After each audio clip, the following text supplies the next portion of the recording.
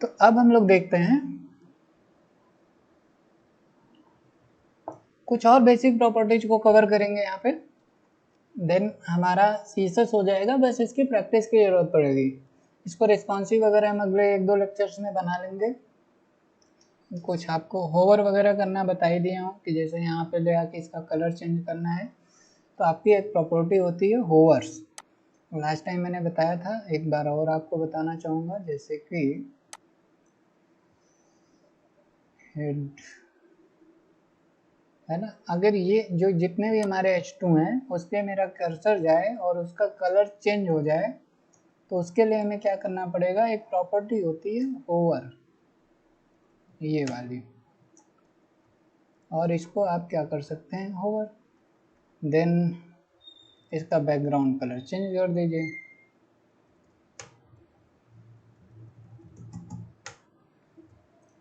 तो अभी आप देखेंगे कि जब भी हमारा कर्सर इस H2 पे आएगा तो ये बैकग्राउंड हमने कर दिया, आप इसका कलर भी कर सकते हैं। ठीक है, ये आपकी इच्छा है, जैसी ज़रूरत होती है प्रोजेक्ट में उस हिसाब से किया जाता है ना। तो इस तरीके से ही होता है, जैसे ही कर्सर हटेगा अपने नॉर्मल कलर में, जब तक कर्सर रहेगा तो इतना। और इस पे ये जो कर्सर आ रहा है इसके डिज़ाइन वगैरह को चेंज करने के लिए प्रॉपर्टी होती है कर्सर, और कर्सर में बहुत कुछ होता है। कर्सर आप देखोगे, कर्सर, तो जब आप इस कर्सर को लोगे तो देखो यहाँ पे बहुत सारे ऑप्शंस आ रहे हैं, है ना। इनको ट्राई करिए, मैं आपको 1-2 करके दिखाता हूँ। आपको पॉइंटर मैंने बताया था, तो पॉइंटर से क्या होता है कि कर्सर जब भी आएगा वो हैंड बन जाएगा, है ना, ये हैंड बन रहा है। इसी तरीके से यहाँ पे एक कर्सर प्रोसेस है, होता है प्रोग्रेस, ओके। तो जब कभी आपको कोई चीज़ वेटिंग में दिखाना होता है तो देखो ये यहाँ पे लोडिंग जैसा होने लगा कि भाई अब ये यहाँ पे कोई लोड हो रहा है, तो प्रोग्रेस में चल रहा है। और देखते हैं 2 examples. Cell copy, copy, copy पे आपको एक कुछ अलग से फील आएगा, दिखता हूँ मैं। देखिए एक प्लस का आइकन बन गया, दैट मीन्स यहाँ पे कुछ कॉपी हो रहा है, कुछ ऐसा।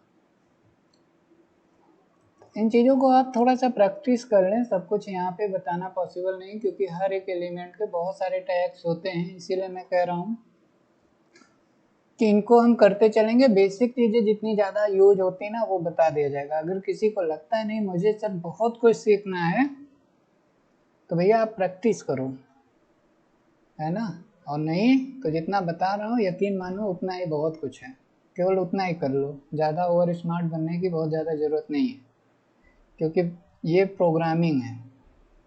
यहाँ पे तुम बहुत कुछ सीख लो, बहुत कुछ सीख लो, सब कुछ कम ही रहेगा।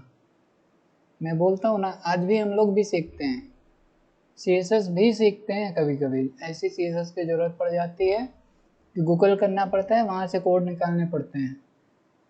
तो ये कोडिंग है, यहाँ आप कितना भी सीख लो कम ही रहेगा, कितने भी एक्सपर्ट बन जाओ कम ही रहेगा। केवल प्रैक्टिस से आपको एक चीज़ आ जाएगी, और वो है सर्चिंग, प्रॉब्लम सॉल्विंग स्किल आपके अंदर आ जाएगी। अगर आपने प्रैक्टिस ज़्यादा कर रखी है तो प्रॉब्लम तो आएगी, नो डाउट। कितना भी आप सीख लोगे प्रॉब्लम ज़रूर आएगी, but problem solving skill generate हो जाती है जब आप प्रैक्टिस ज़्यादा कर लेते हैं। इतना ही है, ठीक है। तो वेट वगैरह कर लेते हैं, तो वेट करते हैं, स्टॉप करते हैं, बहुत कुछ होता है। जब रिक्वायरमेंट जैसी होगी, देखो वेट में चला गया, है ना, प्रोग्रेस में है, विथ कर्सर एंड वो आ रहा था।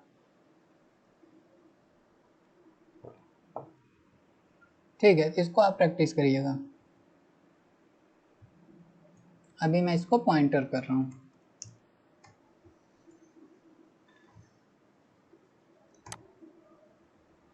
काम करने पे फोकस करिए, ज़्यादा कुछ सीखने की ज़रूरत नहीं है, काम आना चाहिए। अब जैसे कार्ड बनाना है ना, और मैंने जो खोल दिया है इस पर हमें बहुत कुछ यहाँ पे कोड नहीं दिख रहा है, देखता हूँ आपके लिए। मैं दिखाना इसलिए चाहता हूँ कि ताकि आप ना आगे कुछ प्रॉब्लम्स जब आए तो उसका सल्यूशन ढूंढ सकें। देखता हूँ अगर यहाँ कार्ड मिलता है तो। देखो यहाँ पे मुझे कहीं कार्ड नहीं दिख रहा है, तो मैं अब आपको क्या करना पड़ेगा। मान लो कि आप बहुत कुछ सीख गए लेकिन आपको कार्ड बनाने नहीं आता है। कार्ड कैसे बनता है मैंने अभी आपको दिखाया कि कार्ड क्या होता है। कार्ड क्या होता है, इस वाले पे था कहीं पे, बॉर्डर था, मार्जिन, पैडिंग, नहीं दिख रहा है। कार्ड अभी मैंने आपको समझाया क्या होता है, ये भी एक कार्ड टाइप का बना हुआ। तो how to make a card by CSS, बस सिंपल ही इस तरह से कीवर्ड डालने हैं, आपको शायद पहले पे ही मिल जाएगा। और W3 ही दे रहा है ना। और यहाँ पे आपको कार्ड का आई थिंक CSS मिल जाना चाहिए। यस, मिल रहा है। ठीक है, देखो ये आपका कार्ड बन गया। कार्ड बनाने के लिए कुछ इस तरीके से बॉक्स शैडो दिया जाता है। बॉक्स शैडो से ही बन रहा है। उस दिन मैंने 3-3px करके आपको बॉक्स शैडो समझाया था। चलो आज इसको और अच्छे से समझते हैं। लास्ट टाइम थोड़ा सा कम टाइम था।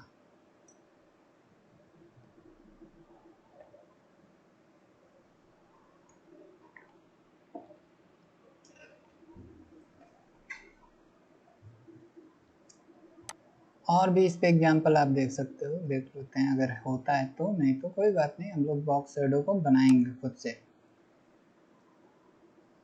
ठीक है, थोड़ा सा यहाँ पे होवर वगैरह आ रहा है। तो इस तरह से आप देखो थोड़ा सा 3D लुक आता है। तो अभी हम लोग आते हैं और अपना इंडेक्स पेज ओपन करते हैं। इसको देखते हैं क्या क्या बना हुआ है।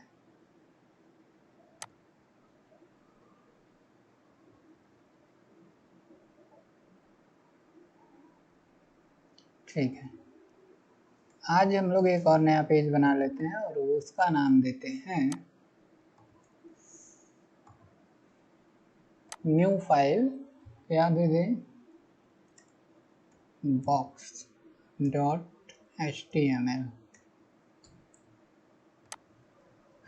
ठीक है, HTML के बेसिक एलिमेंट्स हमें चाहिए ही चाहिए। आपको लिंक करना पड़ेगा। लिंक क्या लिंक करते हैं, CSS, बट कौन सा, पहला वाला ही कर लेंगे, कॉमन। ठीक है, जो हम लोग कॉमन पे काम कर रहे थे इसी के थ्रू कुछ बनाएंगे। यहाँ पे हमने एक टैब बनाया था जिसको बॉक्स शैडो दिया था, तो इसी बॉक्स शैडो को यूज करेंगे या कुछ नया करेंगे, नीचे समझेंगे। बॉक्स, अब मैं एक डिव ले लेता हूँ, इसका क्लास ले लेता हूँ, और इसमें अगर मेरे पास कोई कंटेनर वगैरह होगी है तो इस कंटेनर को एज ID इस पे डाल देंगे ताकि ये थोड़ा सा स्क्रीन से सेंटर में आ जाए। क्या कहना चाह रहा हूँ, जिन्होंने पिछले के क्लासेस कंटिन्यू की हैं उन्हें समझ में आ रहा होगा कि यहाँ पे ID कंटेनर क्यों लिखा मैंने, है ना। देखो यहाँ से स्पेसिंग आ रही है बाय यूजिंग ID कंटेनर। ठीक है, अब यहाँ पे मैं एक डिव लेता हूँ और इसका क्लास लेता हूँ और इसको देता हूँ बॉक्स लेफ्ट। Okay, common. अभी मैं यहाँ पे थोड़ा थोड़ा बॉक्स बनाता हूँ। कैसे बनाएंगे, पहली चीज़ के फ्लोट लेना है और मैं 1 पे 4 रखता हूँ, तो आई थिंक इसके विड्थ को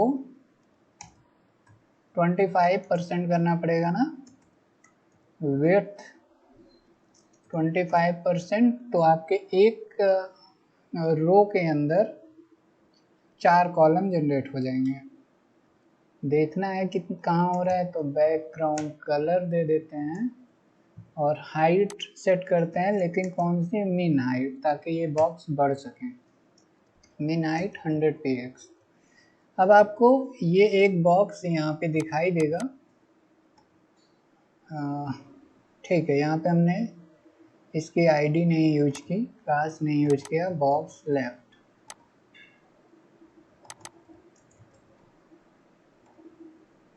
है ना। और अगर आप थोड़ा सा इस पे मार्जिन रखना चाहते हैं तो आपको लेना पड़ेगा मार्जिन लेफ्ट से 1% और इसको करना पड़ेगा 24%। ये सब आप कर करके ही समझ पाएंगे कि ऐसा क्यों कर रहे हैं। आपको ऊपर से थोड़ा सा चाहिए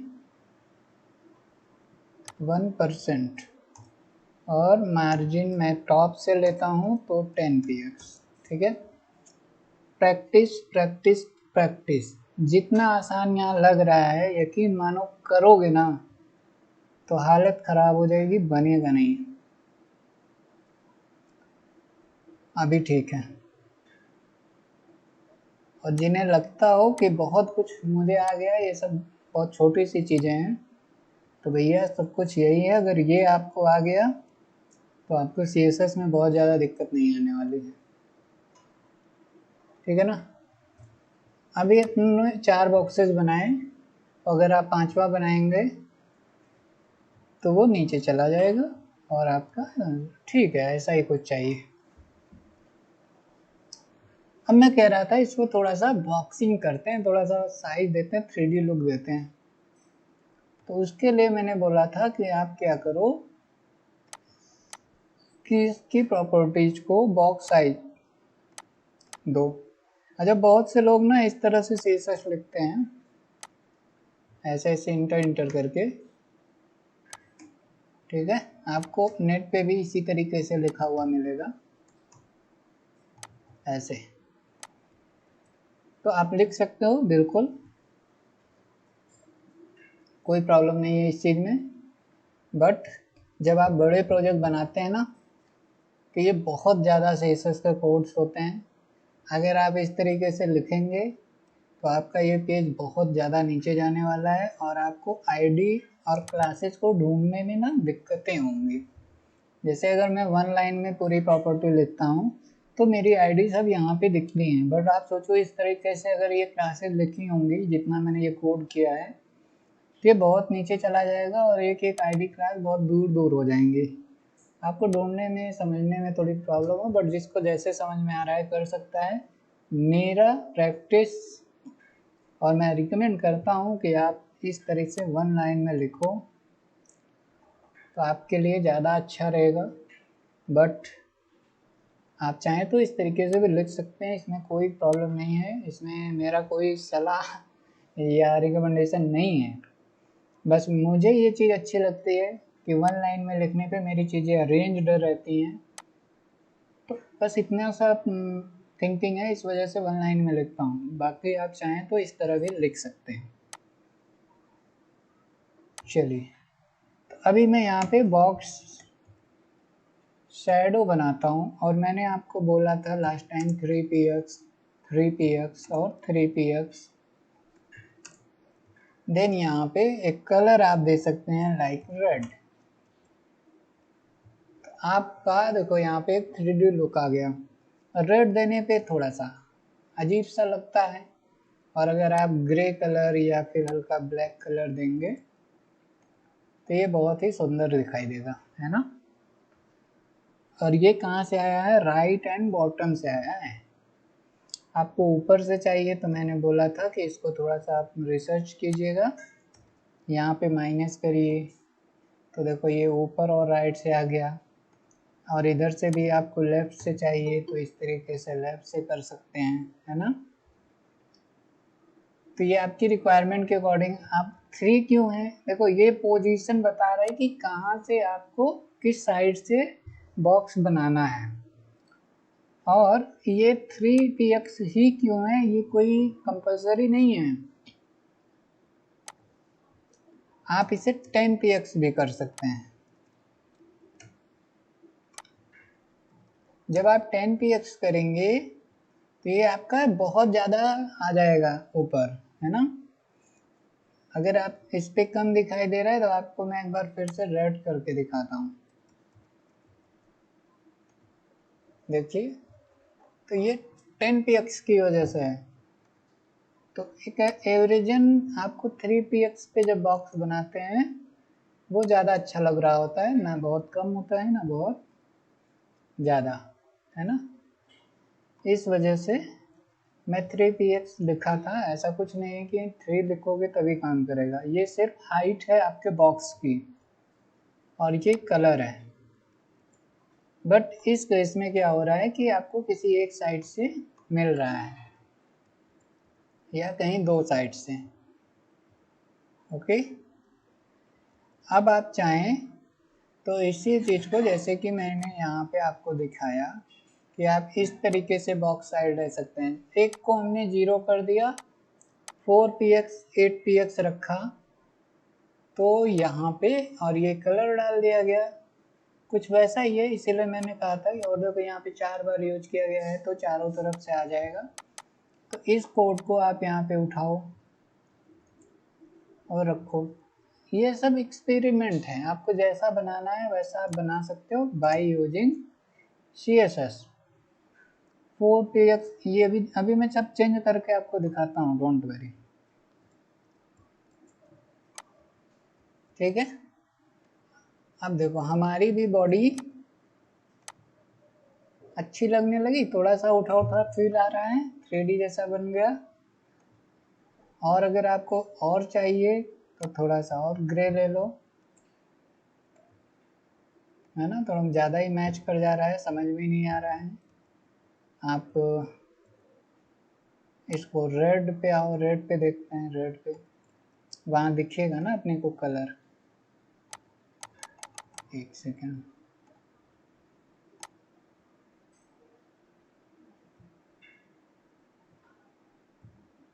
RGB कलर रेड।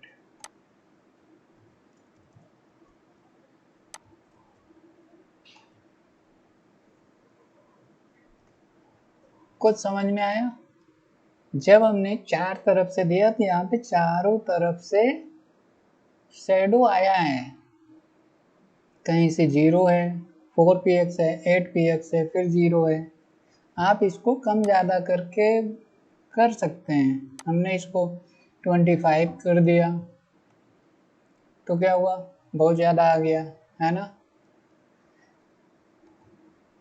नॉर्मल कुछ फिक्स है, आपको कार्ड्स बनाने हैं तो आप ऐसा ही यूज कर लें, 40480 एंड जो यहाँ पे कलर था कुछ ये वाले, आपको बहुत अच्छा सा कार्ड दिखाई देगा, है ना।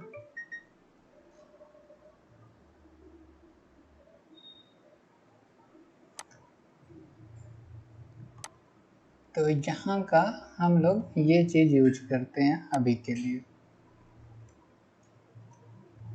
अब आप इन चीज़ों को चेंज कर करके अपनी प्रैक्टिस करें। अभी ये एक कार्ड बन रहा है और 3D में दिखाई दे रहा है। अब क्या था इस पे कि जब हमारे कर्सर आ रहे थे तो यहाँ पे चेंज हो रहा है। तो चेंज होने के लिए सिंपल सी बात है कि आपको बॉक्स लेफ्ट के अंदर होवर यूज करना पड़ेगा, डॉट होवर। कुछ भी चेंज करने के लिए ऑन कर्सर पे होवर यूज होता है। और होवर पे क्या करना होगा, बॉक्स शैडो को थोड़ा सा करेक्शन करना होगा। जो अभी यहाँ पे है वो है 0816। इन्होंने क्या किया कि इस साइज को थोड़ा सा बड़ा कर दिया है, कलर को सेम रखा है। आप चाहेंगे तो कलर वगैरह भी होवर पे चेंज हो सकता है, बस यहाँ पे अभी शैडो के साइज को बढ़ाया गया है। अब आप भी देखो ये थोड़ा थोड़ा रिफ्लेक्ट कर रहा है, बट ये क्या हो रहा है, बहुत सडन हो रहा है। आप इस पे चाहें तो थोड़ा सा एनिमेशन यूज कर सकते हैं बाय यूजिंग XCSS की प्रॉपर्टी होती है ट्रांजिशन। जैसे कि यहाँ पे ट्रांजिशन यूज किया गया है 0.3 सेकेंड। ये क्या करता है ट्रांजिशन एक्चुअली में कि आपके इस ओरिजिनल प्रॉपर्टी में जो भी चेंज हो रहा है वो चेंज होगा, और उसको चेंज होने में जो टाइम लगेगा वो होगा 0.3 सेकंड का। अगर आप कोई इस प्रॉपर्टी पे चेंजेस करेंगे तो उसको होने में 0.3 सेकंड का टाइम लगेगा, जो कि अभी तुरंत हो जा रहा है ना। तो अगर आप इन चेंज को तुरंत ना करके विथ अ टाइम करना चाहते हैं, उससे ये थोड़ा और अच्छा ही लगेगा। देखिएगा अभी करके हम लोग देखेंगे। तो वहां पे हम यूज करेंगे ट्रांजिशन। अब आप चाहें तो इनका कलर भी चेंज कर सकते हैं, रेड, ठीक है। अब नॉर्मल तो ये दिखेगा, जैसे ही कर्सर आएगा तो ट्रांजिशन हुआ, ट्रांजिशन नहीं ओवर हुआ, साइज बढ़ा और कलर भी चेंज हुआ। अब इस पे हम ट्रांजिशन यूज करते हैं, कहाँ पे, इस पे मेन वाले पे कहीं भी लिख लेते हैं ट्रांजिशन कितना 0.3 एस, एस मतलब सेकंड। अब क्या होगा, रन किया, देखो थोड़ा सा कितना स्मूथ हो रहा है। जो इंस्टेंट चेंज हो रहा था वो टाइम लेके हो रहा है, जिससे ये और भी अच्छा लगने लगा। आप इसकी टाइमिंग को और ज़्यादा बढ़ा भी सकते हैं, लाइक मैंने कर दिया 0.8। अब ये लगभग 1 सेकेंड, 9 कर दोगे तो और 1 कर दोगे तो 1 सेकेंड हो ही जाएगा। देखो टाइम लग रहा है ना, अब और ज़्यादा लग रहा है, आराम आराम से चेंज हो रहा है, ठीक है। इस चीज़ को आप 3 सेकंड कर दो, 0 पॉइंट हटाओ, 3 सेकंड कर देते हैं, क्या हो रहा है 3 सेकंड आराम से चेंज होगा 3 सेकंड में। देखो अब आपको समझ में आ रहा है ट्रांजिशन का बेनिफिट। प्रोसेस में हो जाएगा तुरंत ही, लेकिन चेंजेज होंगे 3 सेकंड में। चाहे मैं कर्सर ले जा रहा हूँ तो पूरा ये चेंज होने में 3 सेकंड का टाइम लग रहा है, और जब मैं कर्सर हटा रहा हूँ तो भी इसको चेंज होने में 3 सेकंड का टाइम लग रहा है। तो अगर हम CSS की किसी बेसिक प्रॉपर्टी में चेंज कर रहे हैं और चाहते हैं कि इंस्टेंट ना हो, तो उसके लिए आप यूज करेंगे ट्रांजिशन, और आपके लिए 0.3 बेस्ट था, ठीक है ना। इसमें क्या होगा कि आपको चेंजेस भी होंगे और सुंदर भी लगेगा। जो अचानक से हो रहा था वो एक 0.3 सेकंड का टाइम लेके चेंज होगा। और इस चीज़ को हम लोग इसी कलर में रख देते हैं,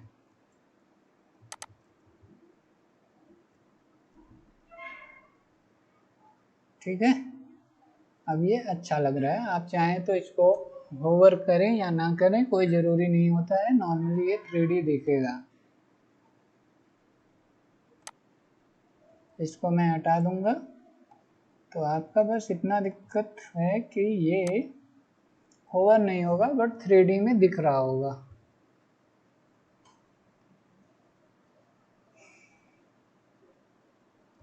अभी मैं होवर भी रख रहा हूँ ताकि आपकी प्रैक्टिस में काम आए, बट आपको ज़्यादातर नॉर्मल यूज करना होगा, होवर यूज नहीं करना होता है, बहुत कम ही मौके मिलते हैं।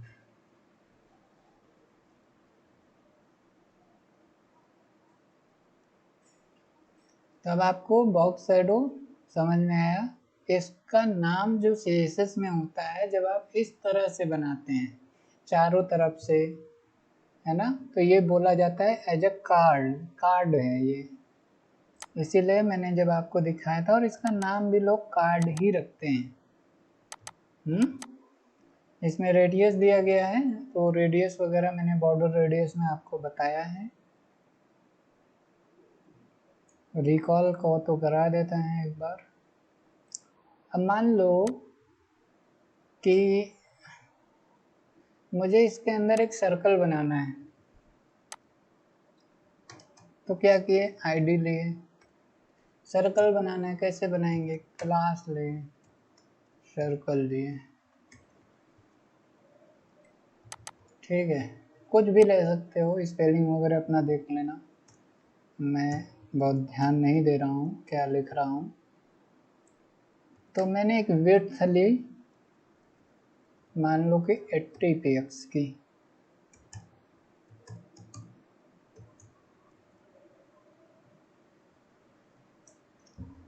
और हाइट भी ले लिया 80 px।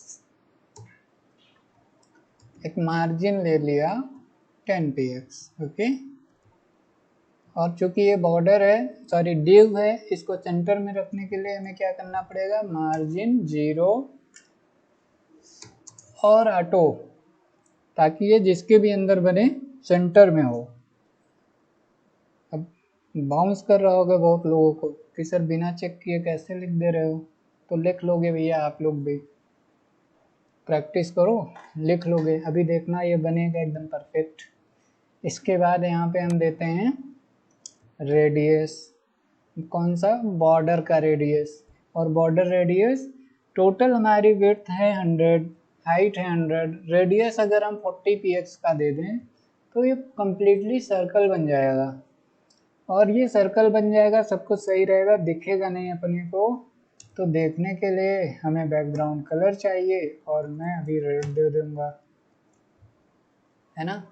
तो जो हमने ये बॉक्स बनाए थे उसके अंदर एक सर्कल आ जाएगा जो कि सेंटर में होना चाहिए, रेड कलर का होना चाहिए, प्रॉपर सही से दिखना चाहिए।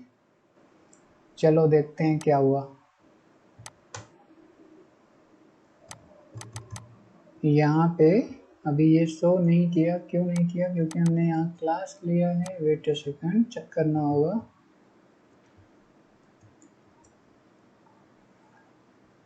Width, height, margin, background colour red,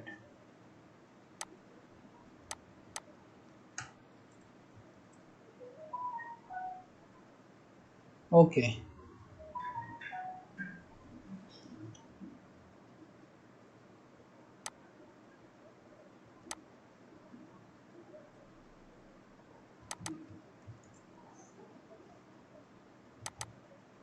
eighty, ठीक है। इस तरह की मिस्टेक से आप परेशान हो सकते हैं, तो परेशान नहीं होना है। देखो मार्जिन में भी मैंने यही गलती की होगी, हाँ मार्जिन, ओके। अब यहाँ पे मैं एक गेम दिखाता हूँ आपको क्या हुआ, ठीक है। ये तो समझ में आ गया कि सर्कल क्यों नहीं बना, और ये टेक्स्ट हटा देता हूँ तो अपने को सर्कल तो मिल गया। बट मैं एक चीज़ और चाह रहा था,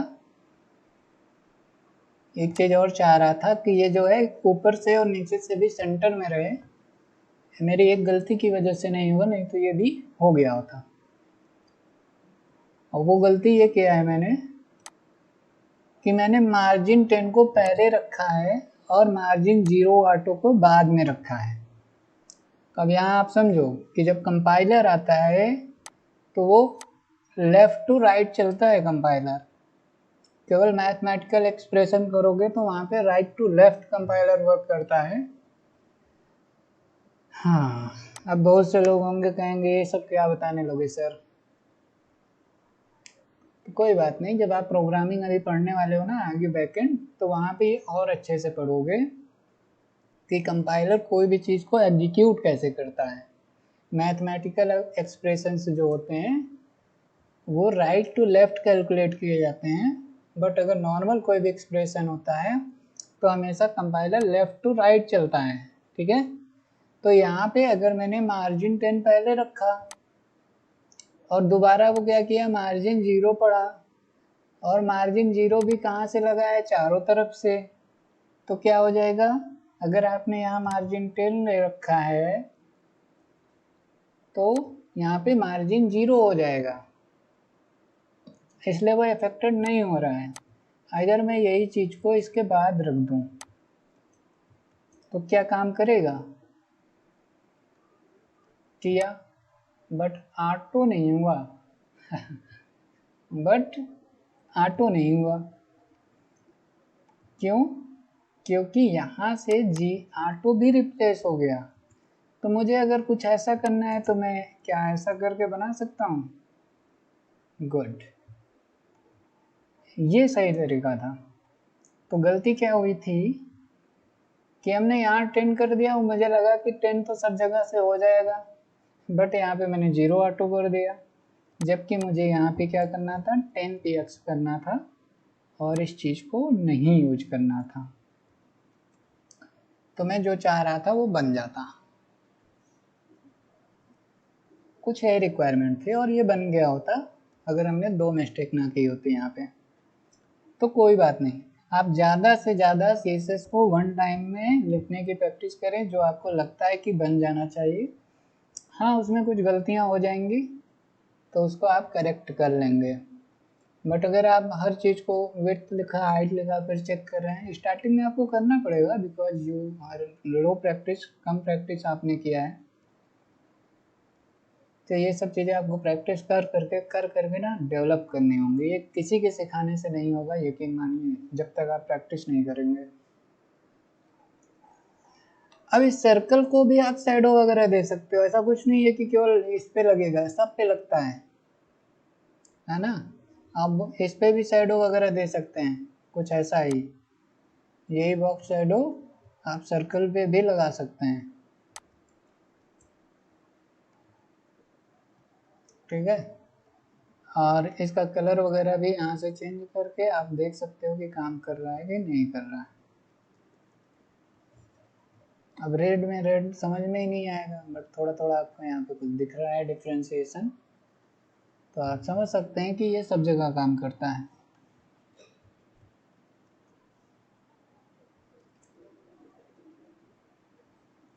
तो सर्कल बन गया। रेडियस समझ में आया कि रेडियस आपका क्या होता है, कॉर्नर्स को फोल्ड करता है। आपको एक इंडेक्स वाला जब पेज पढ़ाए थे तो वहाँ पे बताया भी था मैंने। इसको ओपन करो, आपको दिखाता हूँ। ये यहाँ पे मैंने लेफ्ट रेडियस, बॉटम रेडियस सारा बताया था। अब जिन्होंने अच्छे से समझा है उन्हें समझ में आ रहा होगा, और उसी रेडियस का यूज करके हमने आज सर्कल भी बना दिया। तो आप क्वेश्चन दो हो सकते हैं कि सर ऐसी डिजाइन बनानी है तो कैसे बनाएंगे, और सर एक सर्कल बनाना है तो कैसे बनाएंगे। भाई दोनों सेम तरीके से बन रहा है, आपको बनाना आना चाहिए। ये डिजाइन भी वैसे ही बनी है और ये डिजाइन भी वैसे ही बनी है, उसी प्रॉपर्टी का यूज करके। और देखते हैं थोड़ा सा आपके लिए।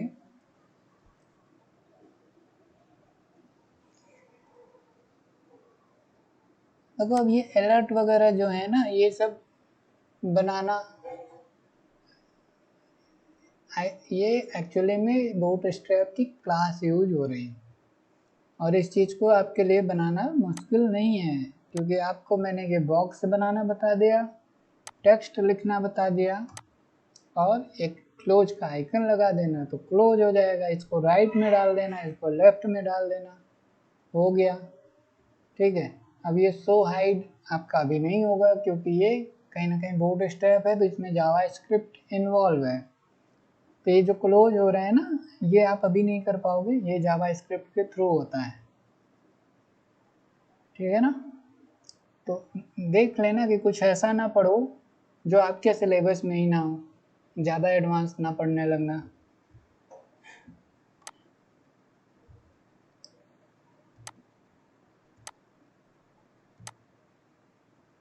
आपको फॉन्ट्स बता चुका हूँ, एक बार रिकॉल कर रहा हूँ, तो कुछ छूटा होगा तो मैं कवर करा दूंगा, नहीं तो इसके बाद मैं नेक्स्ट लेक्चर से आपको और नई चीज़ें बताने वाला हूँ CSS के। अभी मैं देख रहा हूँ कि बेसिक कोई चीज़ छूट ना गई हो। आइकन्स यूज करना आई थिंक आपको बताया है, और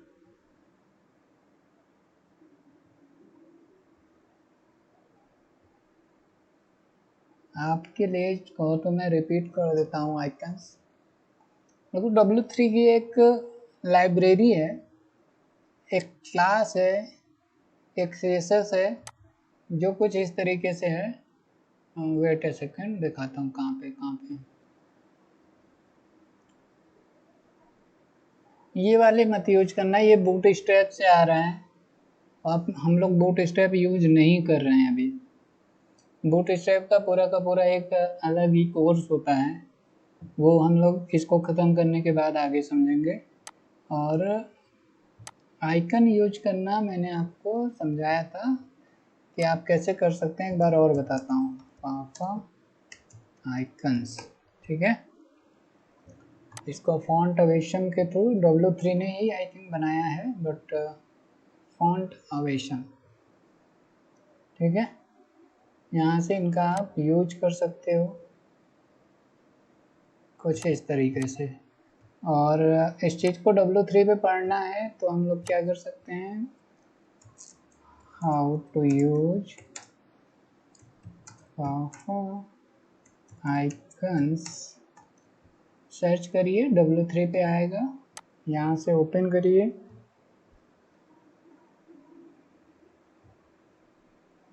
ये फॉन्ट एनिमेशन की ये क्लास होती है। इस चीज़ को इसको अपने पेजेस पे कनेक्ट करना होगा, देन आप कोई सा भी आइकन यूज कर सकते हैं। अब आप कहोगे कि हमें कैसे पता चलेगा सर कि क्या हमें कार बनाना, तो आप बता दिए। बाकी के आइकन्स को इसके डॉक्यूमेंटेशन से उसका कोड उठाना पड़ेगा। लाइक मैं यहाँ पे फॉन्ट एनिमेशन की एक CSS फाइल कनेक्ट कर दे रहा हूँ, और मुझे अगर यहाँ पे इंडेक्स पे नहीं, जो इस पे आज हम लोग काम कर रहे हैं उस पे कनेक्ट करते हैं यहाँ पे, और इसका यूज एज अ क्लास करेंगे तो आप आई को हम यूज नहीं करते हैं HTML में, मैंने आपको समझाया था। EM लेंगे और क्लास लेंगे क्या, कार्स होंगे या कार होगा। इसका एक्चुअल कोड चूंकि दूसरे का बनाया हुआ है ना, तो आपको पता करना पड़ेगा कि क्या कौन सी क्लास यूज करने पे कौन सा आइकन बनेगा। कार बनाना है तो हमने पापा कार यूज किया।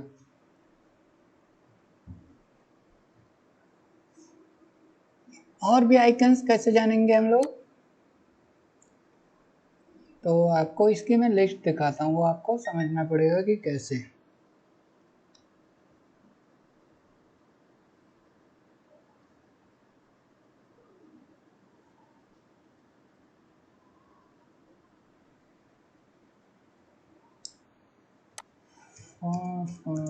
आइकन्स लिस्ट,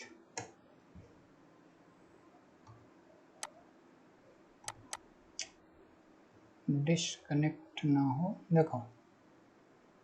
और आई थिंक हम लोग इसको यूज करेंगे, है ना, माइक्रोचिप बनानी है, लो लगा दिया। एक दूसरा लेके बनाते हैं।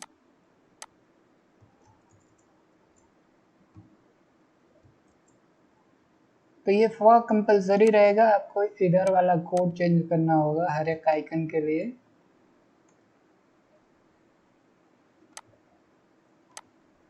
तो आप देखो ये आपकी चिप बन गई। कैसे, आपको यहाँ पे फॉन्ट एनिमेशन के सारे आइकन्स मिलते हैं, बहुत सारे, है ना। जो भी लगाना है आपको ढूंढना होगा और इसकी कोड्स को यूज करना होगा। जैसे यहाँ यूजर है, यूजर ये एक्चुअली में यही कोड है। आपको यूजर बनाना है या यूजर प्लस बनाना है, तो आप ये समझ लो कि ये फा और फा कंपलसरी है, ये रहेगा ही। जो भी चेंजेज होंगे जहाँ पे होंगे, हमने यूजर कर दिया, तो आप जब मेरा यहाँ पे प्रोजेक्ट देखोगे तो यहाँ पे यूजर आ जाएगा।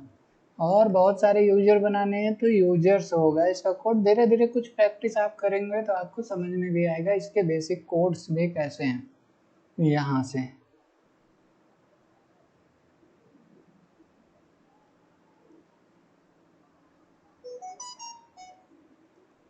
तो अगर आपको आइकन्स यूज करने हैं तो मैंने आपको बताया, सबसे इम्पोर्टेंट चीज़, ये सब याद नहीं हो सकता है ना, आप कहीं सेव करके रख सकते हैं, आपको ढूंढने आना चाहिए। आपने अगर इसको ढूंढना सीख लिया तो यू आर सक्सेस। अदरवाइज आप इन्हें याद करते रहिए, नोट्स बनाते रहिए, इसका कोई मतलब नहीं है। हाँ जी, बहुत से लोग ना नोट बनाते हैं, तो देखो वो नोट वगैरह मत बनाया करो, आपकी मर्जी, आपको बनाना है बना लो। मैं चाहे ऑफलाइन भी क्लास लेता हूँ ना, तो किसी को कॉपी पे एक कोड और एक चीज़ लिखने नहीं देता हूँ। अब आप लोग वहाँ बैठे हो तो आप बना सकते हो, आपकी मर्जी है, बट कॉपी पे लिखना नहीं चाहिए। कॉपी पे लिखने से अच्छा है कि लैपटॉप पे लिखो ना। क्यों कॉपी पे लिख रहे हो, लैपटॉप पे लिखो, प्रैक्टिस होगी, भूल जाओगे तो ढूंढ लेना। और जिस दिन भूल जाओगे उस दिन कॉपी में ढूंढने में टाइम लगेगा, नेट पे ढूंढने में टाइम नहीं लगता है, नेट पे सब कुछ अवेलेबल होता है। तो जो लोग नोट्स वगैरह पे बहुत ज़्यादा फोकस करते हैं, हाँ सबका अलग अलग स्टाइल है, तो मेरा यही तरीका है कि मैं आपको नोट्स बनाने के लिए नहीं बोलता हूँ, ना मैंने कभी बनाया है, मैं केवल प्रैक्टिस प्रैक्टिस और प्रैक्टिस को समझता हूँ। चलिए, तो आपको मैंने आज आइकन्स बता दिए, बॉर्डर वगैरह बताएं, कुछ कुछ देखते हैं और भी कुछ। अच्छा, एक्चुअली मैं देख इसलिए ले रहा हूँ ना कि लगता है कि सारी चीज़ें लगभग कवर हो रही हैं, और जो थोड़ी बहुत चीज़ें हैं वो आपको मैं नेक्स्ट लेक्चर्स में बता के ख़त्म करूँगा। उसके बाद हम लोग थोड़ा रिस्पॉन्सिव वेब पेजेस बनाएंगे और एक दो प्रोजेक्ट की आपको प्रैक्टिस और कराऊँगा, ताकि अगर आपको कोई भी प्रॉब्लम्स हो, कहीं भी कन्फ्यूजन्स होंगी, तो जब आप प्रैक्टिस करेंगे आपको क्लियर हो जाएगा, वो कन्फ्यूजन्स दूर हो जाएंगे। ठीक है,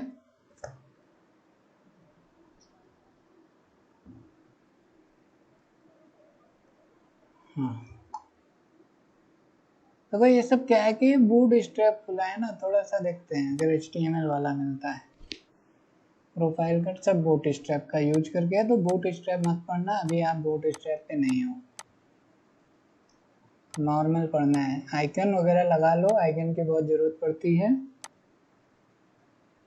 इसके पहले के जो लोग क्लास में रहे होंगे, जिन्होंने वीडियोस को फॉलो किया होगा, उन्हें पता होगा, लेकिन मैंने आज आपको रिपीट करा दिया है। CSS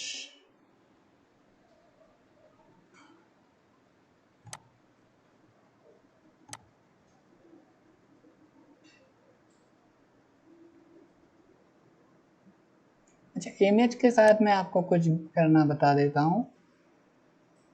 हालांकि बहुत कुछ नहीं है इमेज में, बट आपको पता होना चाहिए। अब देखो यहाँ पे क्या हो रहा है, ये ऑलरेडी सब बूट स्ट्रैप ही खुल रहा है। आप इसको ट्राई करोगे, कोई कोड नहीं मिलने वाला है, क्लास मिलने वाला है। तो बहुत से लोग कंफ्यूज हो सकते हैं कि सर जब हम W3 सर्कल यूज करते हैं ना, तो मेरे में नहीं आता है। भाई आ जाएगा, अगर W3 CSS वाली ये क्लास यूज कर लोगे, CSS यूज कर लोगे तो, क्योंकि इन्होंने अपनी इस CSS में बहुत सारे कोड करके रखे हैं। देखो दिखाता हूँ मैं, बट हम लोग दूसरे का क्यों यूज करेंगे। ये देखो, इन्होंने बहुत सारी CSS बना के रखी है। जब आप इस फाइल को लिंक करेंगे तो ऑटोमेटिकली इनकी आपके पास फाइल बहुत सारी सेव हो जाएगी। अब आपको मैं इसका W3 का सर्कल वाला कोड भी निकाल के दिखाता हूँ कि इसको सर्कल बनाने के लिए क्या कोड यूज हुआ है। देखो क्या यूज किया है, बॉर्डर रेडियस यूज किया है, सिंपल। आपको बॉर्डर रेडियस यूज करने आता है, 50% का है, कुछ स्पेशल नहीं है, ये बनी बनाई है। आप इस क्लास को यूज करेंगे तो वहाँ भी रेडियस हो रहा है। इसी चीज़ को तो हम अपना खुद का बनाना सीख रहे हैं ना, किसी दूसरे की चीज़ों को क्यों यूज करना है। क्या पता उन्होंने इसके अंदर कोई भी ऐसा कंटेंट या डेटा डाल रखा है जो आपकी वेबसाइट से, आपके सर्वर से डेटा को चुरा रहा हो।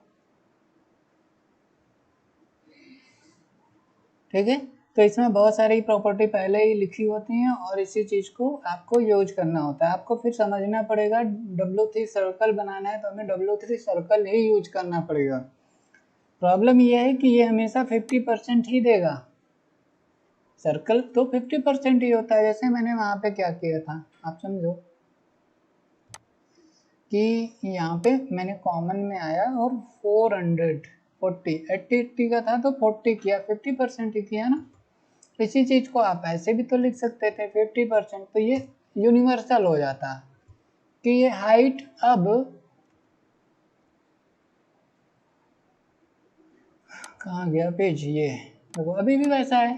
और 50% करने से क्या हो गया, यूनिवर्सल हो गया, कि मैं इसको 100 भी कर दूं या 1000 भी कर दूं तो भी ठीक रहेगा। लेकिन अगर मैं यहाँ पे 40 किया होता, 40px, तो ये यूनिवर्सल ना होता, वो काम वहीं पे करता जब 80px की बॉडी होती। तो आप इस तरह से यूनिवर्सल रेडियस भी बना सकते हैं, भैया 50% रहेगा जब भी सर्कल यूज होगा। ठीक है, तो इमेज में जो कुछ भी ये कर रहे हैं कुछ स्पेशल नहीं है, यही है। और आपको दिखाता हूँ। तो वो यहाँ पे रेडियस लगा हुआ है, तो W3 रेडियस, बट कितना, एक लिमिटेड होगा ना। तो मैं आपको सेम इन्होंने CSS लगाई होगी, तो आपको ये क्लास इसमें सर्च करता हूँ और दिखाता हूँ। देखो बॉर्डर राउंड है ना,